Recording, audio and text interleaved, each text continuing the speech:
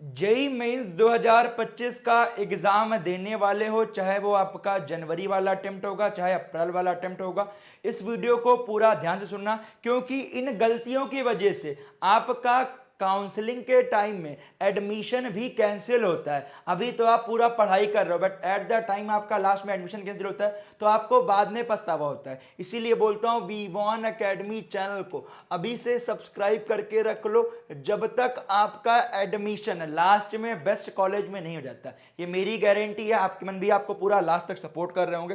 तो अभी भी सब्सक्राइब नहीं किया कर लीजिएगा, क्योंकि आप जानते होंगे अभी आपका सर्टिफिकेट फॉर्मेट, बात करूं अगर अभी आप ईडब्ल्यूएस ओबीसी के हो गए, ठीक है, तो जो आपका सर्टिफिकेट फॉर्मेट है at the time of counselling वो आपका 2025 में होगी, तो 1 अप्रैल 2025 के बाद का मांगेगा। तो अभी जिन बच्चों ने बनवा लिया है कोई बात नहीं, नहीं बनवाया तो मत बनवाइएगा, क्योंकि आपको फिर से बनवाना पड़ेगा। तो आपको वहां पे एक डिक्लेरेशन फॉर्म आएगा, जैसे ही आपका रजिस्ट्रेशन का नोटिफिकेशन आएगा मैं आपको अपडेट करूंगा क्या है, कहां क्या लगाना है। कोई गलती नहीं करना, फॉर्म भरते समय काफी सारे बच्चे गलती करते हैं, फिर करेक्शन विंडो का इंतजार करते हैं, तो यार आपको परेशान नहीं होना है। और जो बच्चे एससी एसटी वाले, उनका लेटेस्ट गाइडलाइन में आपका रहने वाला है, और जो भी रहेगा वो आपका सेंट्रल का रहेगा, ध्यान रखिएगा। अभी आपको पूरा दिखाऊंगा, स्टेट वाला नहीं चलता है, और बहुत सारे बच्चों का एंड में जब फिर दिक्कत आती है तो उनका सीट भी कैंसिल होता है। तो आपको ध्यान देना है, अभी से लेकर पूरा आखिरी तक आपको सपोर्ट कर रहे होंगे।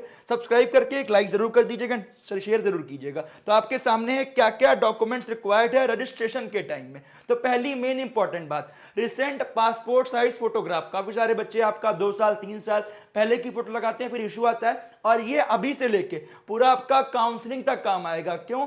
क्योंकि अभी आपका एडमिट कार्ड आएगा, तो फिर आपका जेईई मेंस के आपके एग्जाम में टाइम में उस टाइम आपको फोटो लेके भी जानी होती है सेंटर में, तो आपको वही सेम फोटो लेके जानी होती है। तो जो भी होगा आप स्टूडियो में जाके इसकी कॉपी 48 50 कॉपी अपने पास रखिएगा, ठीक है। और बात करें इंपॉर्टेंट, सिग्नेचर, ठीक है। तीसरा आपका कैटेगरी सर्टिफिकेट, जो बच्चे जनरल वाले हैं उनका तो नहीं होता, जो बच्चे EWS OBC SC ST PWD उनका सर्टिफिकेट रहेगा, और सेंट्रल गवर्नमेंट के फॉर्मेट में रहेगा।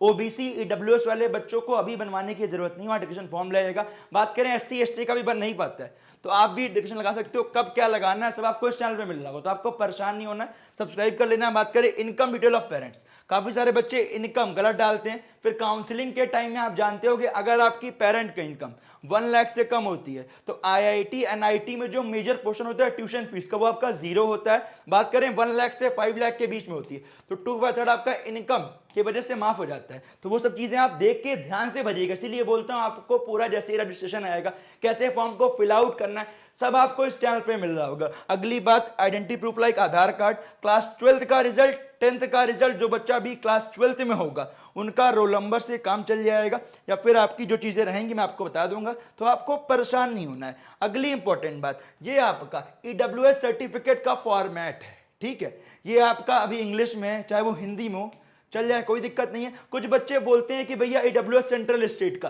तो ईडब्ल्यूएस में ऐसा सेंट्रल और स्टेट का नहीं होता, ठीक है। वो आपका ईडब्ल्यूएस का फॉर्मेट में कई बार ऐसा होता है, जो आपका स्टेट रहता है उसका फॉर्मेट थोड़ा अलग हो गया, और बात करें आपका ईडब्ल्यूएस का फॉर्मेट ये हो गया, तो कई बार जोसा के फॉर्मेट, जोसा आपका क्या होता है जो काउंसलिंग कंडक्ट करते हैं उसके फॉर्मेट में लाइए, तो आपका इस फॉर्मेट में रहता है तो आपका बेटर रहता है। बात करें ओबीसी का, ओबीसी का आपका सेंट्रल का होना जरूरी है। कुछ आपके जो लोग होते हैं वो आपके स्टेट के लिस्ट में होते हैं सेंट्रल वाले, बट आपका सेंट्रल वाले में नहीं होते, तो ध्यान रखिएगा आपको सेंट्रल की लिस्ट में आना होगा, और ये आपका फॉर्मेट है। अगला बात करें एससी एसटी का फॉर्मेट, ये कुछ जगह का फॉर्मेट आपको कुछ थोड़ा डिफरेंट भी मिलेगा, तो इससे इश्यू नहीं होता है, बट ये ध्यान रखिएगा आपका सेंट्रल का होना चाहिए, ठीक है। और अगर आपका काउंसलिंग के टाइम में सारी चीजें बता भी रहेंगे तो आपको परेशान नहीं होना है। अगर किसी बच्चे का अभी एससी एसटी का हो गया, नहीं बन पाया है, तो कोई बात नहीं, आपके लिए भी डिक्लेरेशन फॉर्म आएगा, ठीक है। उसमें यही रहेगा कि अभी हम डिक्लेयर करते हैं हम एससी या एसटी वर्ग में आते हैं, and at the time of admission हम सबमिट कर देंगे, कोई दिक्कत वाली बात नहीं है। बात करें ईडब्ल्यूएस ओबीसी का, तो अभी आपको बनवाओगे अभी 1 अप्रैल 2024 के बाद का, तो अभी आपका रजिस्ट्रेशन में तो काम आ जाएगा। बट काउंसलिंग के टाइम में आपको फिर से बनवाना पड़ेगा, तो मेरा रिकमेंडेशन है मत बनवाइएगा। और किसी के मन में कुछ डाउट होगा इस वीडियो के नीचे कमेंट कीजिएगा।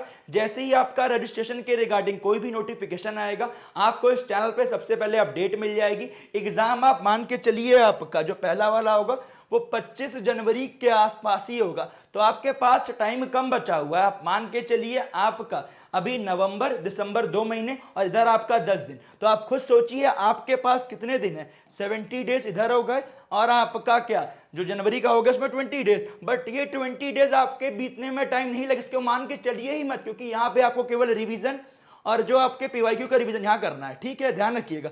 तो अभी आप पढ़ते रहिए, साथ में रिवीजन पीवाईक्यू भी करते चलिएगा। आखिरी के 20 दिनों में केवल रिवीजन करना है और हफ्ते में एक मॉक टेस्ट जरूर दीजिए, जिससे आपका रियल टाइम एनालिसिस होगा। किसी के मन में कुछ डाउट होगा इस वीडियो के नीचे कमेंट कीजिएगा।